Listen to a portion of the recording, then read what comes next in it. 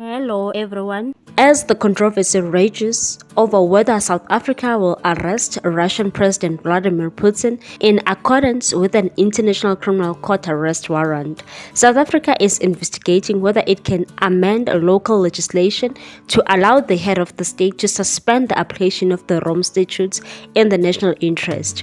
Last week, President Cyril Ramaphosa and the ANC Secretary General Fikile Mbalula sowed confusion by claiming the party had decided to withdraw from the ICC. The presidency issued a correction statement clarifying it was actually not the case. Addressing the Portfolio Committee on Justice and Correctional Services on Tuesday, Justice and Correctional Services Minister Ronald Lamola sought to clarify the government's position and in the process annoyed a member of parliament from the ACDP and the DA when he compared Russia's invasion of Ukraine with Israel's occupation of the Palestinian territories. Lamola said South Africa was a party to the Rome Statute of the ICC, in which it ratified in November 2000. He said a central feature of the Rome Statute of the ICC is that state parties to the ICC are encouraged to investigate and prosecute ICC crimes domestically. South Africa also domesticated the Rome Statute through the adoption of the implementation of the Rome Statute of the International Criminal Court Act 2002 Act number 27 of 2002,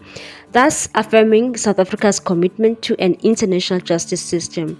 Being a party to the Rome Statute means that the government of South Africa has an obligation to cooperate fully with the ICC by surrendering suspects against whom warrants of arrest have been issued, providing legal assistance in investigations, and obtaining evidence. Lamola said he withdrew a bill that would have repealed South Africa's implementation of the Rome Statute, in line with the ANC's resolution adopted in its conference in December and January. He added that we agree with Amnesty International in its annual report that the inconsistency of the ICC in the execution of its work undermines the rule of law. The fact that an investigation into the atrocities in Palestine has not been completed, while the one in Ukraine opened later already has a referral against a non-member state, is an injustice.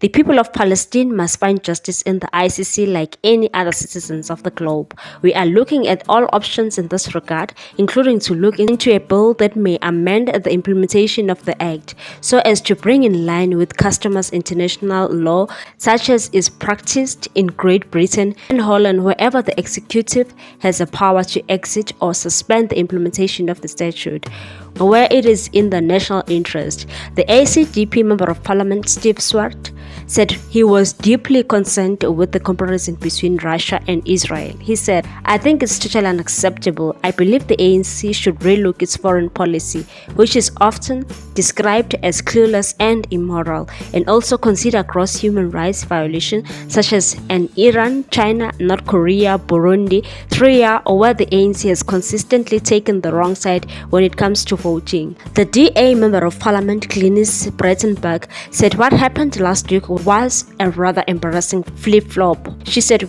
"We withdraw and then we don't withdraw, all in the space of 3 nanoseconds. And then the minister's view on Israel is rather illuminating. He chooses to pick on a country smaller than the Kruger National Park, a speck in the desert, to spend 10 minutes telling us how dreadful they are, while human rights abuses may or may not occur there, and nobody says Israel is perfect, not by a long shot. But in the rest of the world, serious human rights abuses occur also in Africa and elsewhere in the world, as mentioned by Mr. Swart, and the minister chooses to remain silent on those. And to compare the Israel and Palestine situation with Ukraine and Russia, really, no, even you, minister, should know better.